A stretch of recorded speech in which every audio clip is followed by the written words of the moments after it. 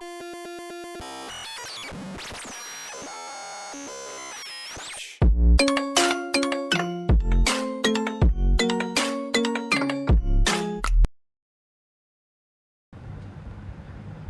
and Clark series, Child Health Nursing.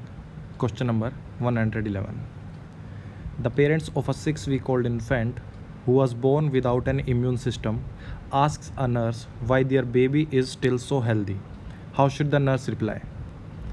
कि 6-week-old infant के parents nurse से पूछते हैं कि उनका बच्चा बिना इम्यून सिस्टम के बोर्न हुआ तो अभी तक वो हेल्दी कैसे है. तो नर्स कैसे रिप्लाई करेगी कि उसका इम्यून सिस्टम फंक्शन नहीं कर रहा, फिर भी उसको कोई इन्फेक्शन क्यों नहीं हुआ, फिर भी वो बच्चा हेल्दी क्यों है. So option first, exposure to pathogens during this time can be limited. Option second, some antibodies are produced by the infants colonic bacteria. Option third, antibodies are passively received from the mother through the placenta and breast milk. Option fourth, fewer antibodies are produced by the fetal thymus during the 8th and 9th month of gestation. तो जल्दी से अपना answer सोच लेंगे.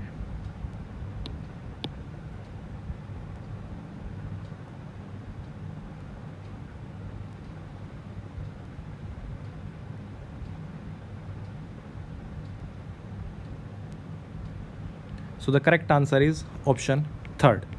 Antibodies are passively received from the mother through the placenta and breast milk. कि बच्चे के अंदर उसका खुद का इम्यून सिस्टम नहीं होता, परफॉर्म नहीं करता स्टार्टिंग में. बच्चा एंटीबॉडी रिसीव करता है मदर से through placenta during the intrauterine life, and after delivery breast milk के अंदर एंटीबॉडीज़ प्रेजेंट होती है जो बच्चे को इम्यूनिटी प्रोवाइड करती है, किसी भी इन्फेक्शन से बचाएगी. So the correct answer. Moving on to the next question, 112. When evaluating the laboratory report of a 1-year-old infant's hematocrit, a nurse compares it with the expected hematocrit range for this age group. What is the hematocrit of healthy 12-month-old infant? 12-month-old infant का expected hematocrit value क्या होगी? Option first, 19 to 32%, 29 to 41%, 37 to 47%, और last 42 to 69%. तो जल्दी से अपना answer सोच लेंगे.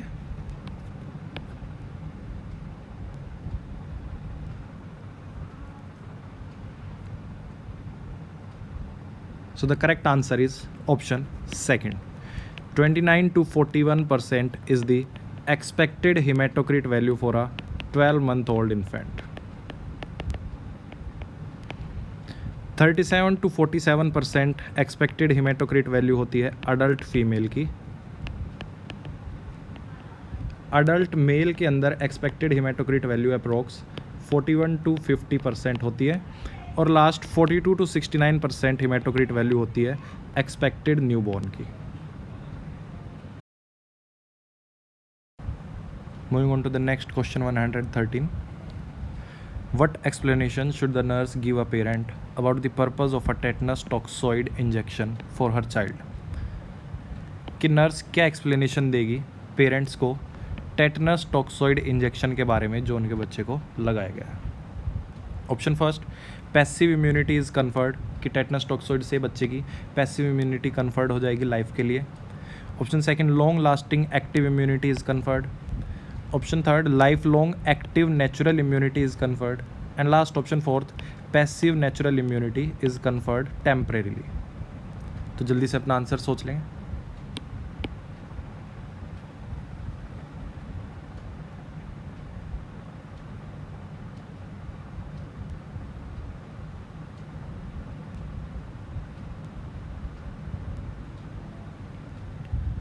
सो टेटनस टॉक्सॉइड किस टाइप की इम्यूनिटी प्रोवाइड करता है? सबसे पहले हमें एक्टिव आर्टिफिशियल इम्यूनिटी प्रोवाइड करता है. टेटनस टॉक्सॉइड में टॉक्सिन्स प्रेजेंट होते हैं जो कि बॉडी में जाकर एंटीबॉडीज़ को जनरेट कराते हैं. वो एंटीबॉडीज़ किसी डिसीज़ के खिलाफ रहेगी अप टू 10 ईयर्स तक. तो हमारा करेक्ट आंसर जाएगा option second, long lasting active immunity is conferred. Option second is our right answer. Moving on to the next question 114. The parents of a 4-year-old child who is receiving prednisone asks a nurse why some of the booster immunizations are being postponed. The nurse explains that administering live attenuated virus vaccines is contraindicated for child receiving corticosteroids because they make them more susceptible to infection, which are safe for the child to receive. Select all that apply. तो एक parents जिनका 4-year-old child है receiving prednisone उसकी continuous चली हुई है। Prednisone हमारी glucocorticoid medication है जो कि इम्यून सिस्टम को सप्रेस करती है और इन्फ्लामेशन को डिक्रीज़ कराने में हेल्प करती है। तो बच्चे का इम्यून सिस्टम सप्रेस्ड है by the prednisone.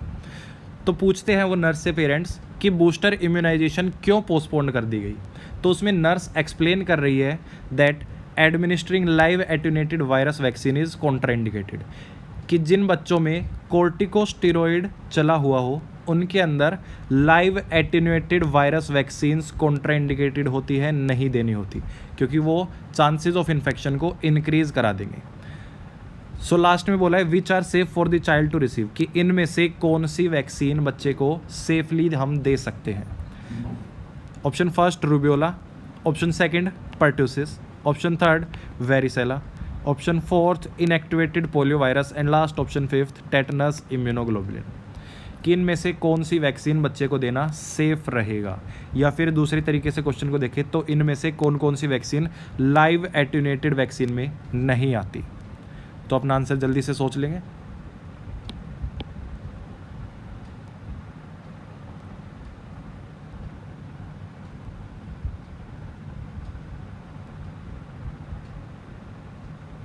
So the correct answer is option second pertussis, option fourth inactivated poliovirus and last option fifth tetanus immunoglobulin.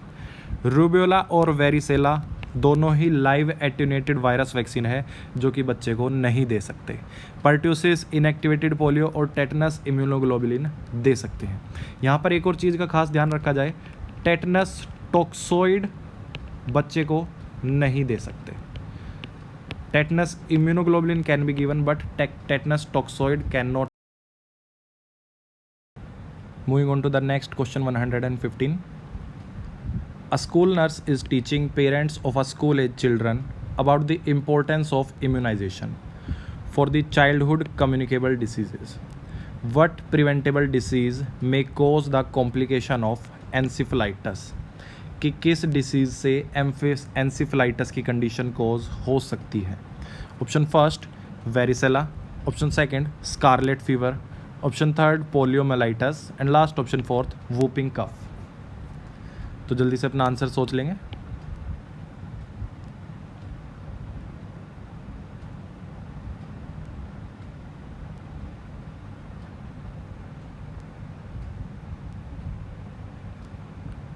So the correct answer is option first.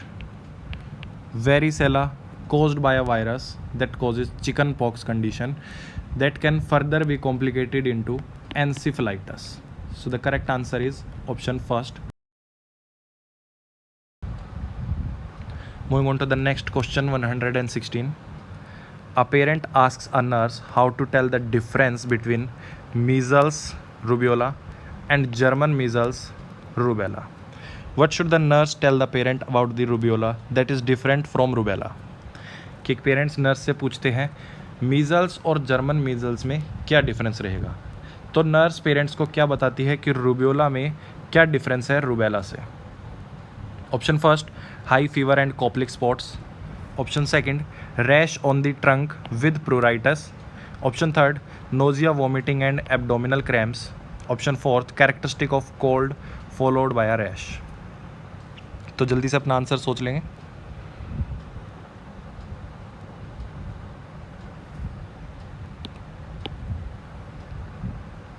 तो rubeola के अंदर ऐसे क्या symptoms देखने को मिलेंगे जो रूबेला में नहीं देखने को मिलते हैं। So correct answer is option first high fever and Koplik spots. Rubeola की कंडीशन में, मीज़ल्स की कंडीशन में हमें हाई फीवर देखने को मिलता है, कॉप्लिक स्पॉट्स देखने को मिलते हैं, फोटोफोबिया की कंडीशन देखने को मिलती है और साथ में रैशेस भी देखने को मिलते हैं। लेकिन जर्मन मीजल्स में या फिर रुबेला में हाई फीवर देखने को नहीं मिलेगा और कोप्लिक स्पॉट्स तो बिल्कुल भी देखने को नहीं मिलते। सो और first answer is. Moving on to the next question 117। The parents of an infant asks the nurse why their baby is scheduled to receive the intramuscular polio vaccine rather than the oral vaccine. What is the nurse's best response? कि infant के parent nurse से पूछते हैं कि उनके बच्चे को intramuscular polio vaccine के लिए शेड्यूल किया गया, ओरल पोलियो वैक्सीन के लिए क्यों नहीं किया गया। तो नर्स का बेस्ट रेस्पॉन्स क्या रहेगा? Option first, the American Academy of Pediatrics recommends the intramuscular vaccine because it is safer. Option second, the consensus is that either can be used since both produce the same results and are equally safe. Option third, the oral vaccine is more expensive, so the intramuscular vaccine is preferred unless it is contraindicated. And last option fourth, the US Centers for Disease Control and Prevention recommends the intramuscular vaccine unless the infant or a family member is immunocompromised. तो जल्दी से अपना answer सोच लेंगे।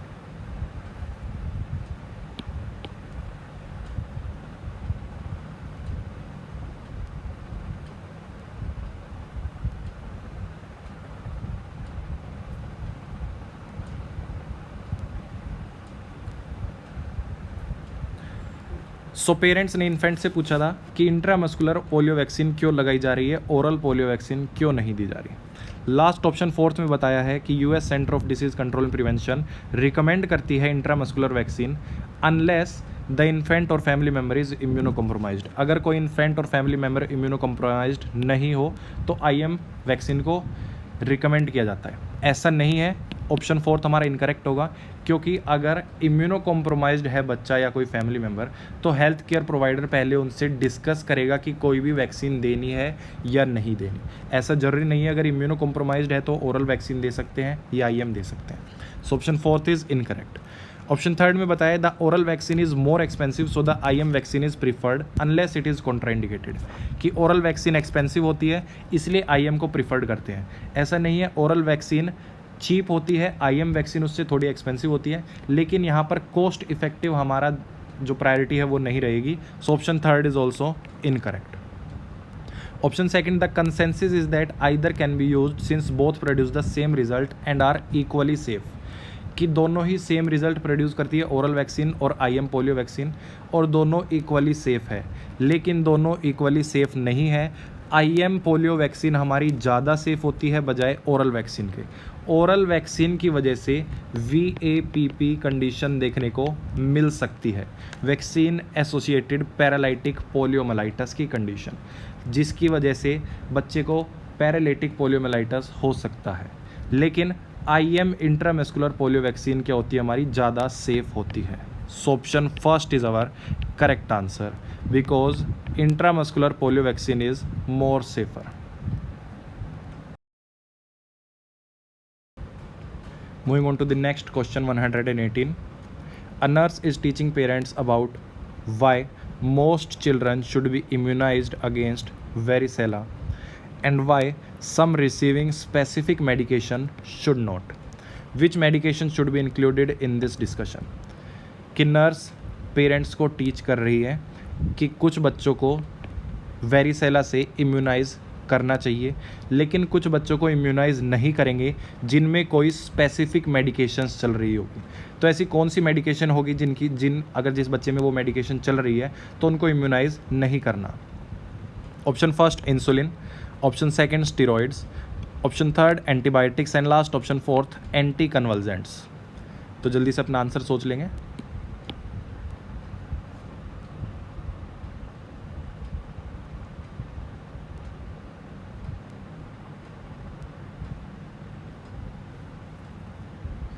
Varicella chickenpox disease के against में vaccine लगती है, live viral vaccine of varicella, जिन बच्चों में स्टेरॉइड्स मेडिसिन चल रही होगी उनके अंदर इम्यून सिस्टम कॉम्प्रोमाइज्ड देखने को मिलेगा। उनका इम्यून सिस्टम बिल्कुल कॉम्प्रोमाइज्ड होगा, इम्यूनिटी बहुत ही ज़्यादा कम होगी।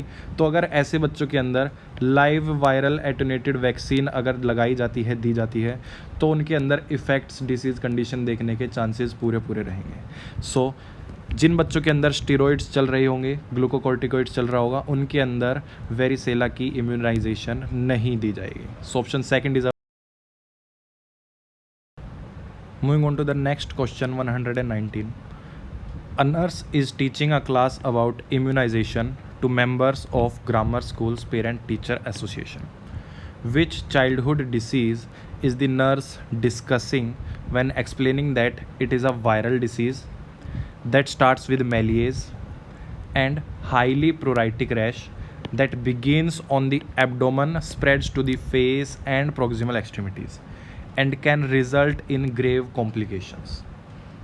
सो नर्स टीचिंग प्रोवाइड कर रही है पेरेंट्स को कि ऐसी चाइल्डहुड डिसीज़ के बारे में जो कि वायरल डिसीज़ से हो रही है एंड स्टार्ट्स विद मेलिएज से स्टार्ट होती है, मेलिएज फैटिग से स्टार्ट होती है।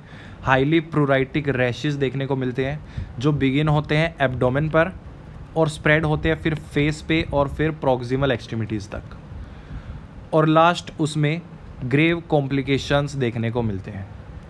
तो कौन सी डिसीज़ के बारे में नर्स डिस्कस कर रही होगी? तो जल्दी से अपना आंसर सोचेंगे। ऑप्शन फर्स्ट है हमारा rubella, option second rubeola, option third chicken pox and last scarlet fever.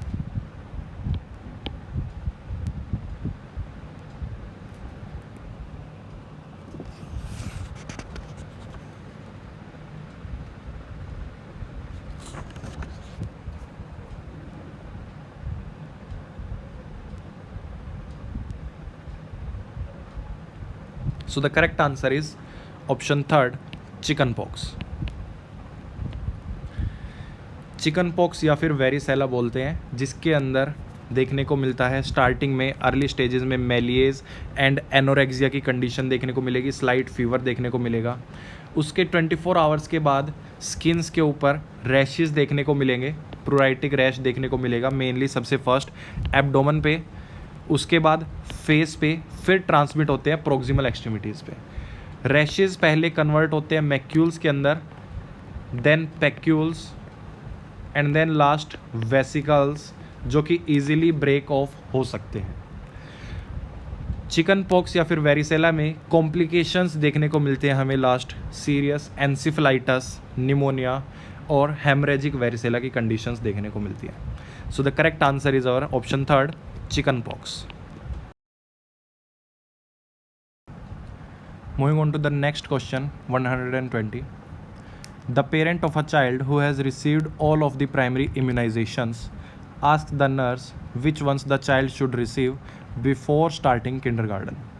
The nurse tells the parent that her child should receive boosters of, कि एक बच्चा है जिसको सभी प्राइमरी इम्यूनाइजेशंस लगा दी गई थी, अब किंडरगार्टन स्कूल स्टार्ट करने से पहले उन्हें कौन सी डोसेज इम्यूनाइजेशन की लगनी होगी। तो नर्स बताती है पेरेंट्स को कि उनको बूस्टर्स डोज लगेंगे किन किन की। Option first IPV, hepatitis B and tetanus diphtheria. Option second diphtheria, tetanus pertussis, hepatitis B and tetanus diphtheria. Option third MMR, diphtheria, tetanus pertussis and haemophilus influenzae B. And last option fourth diphtheria, tetanus pertussis, IPV and MMR। तो जल्दी से अपना answer सोच लेंगे।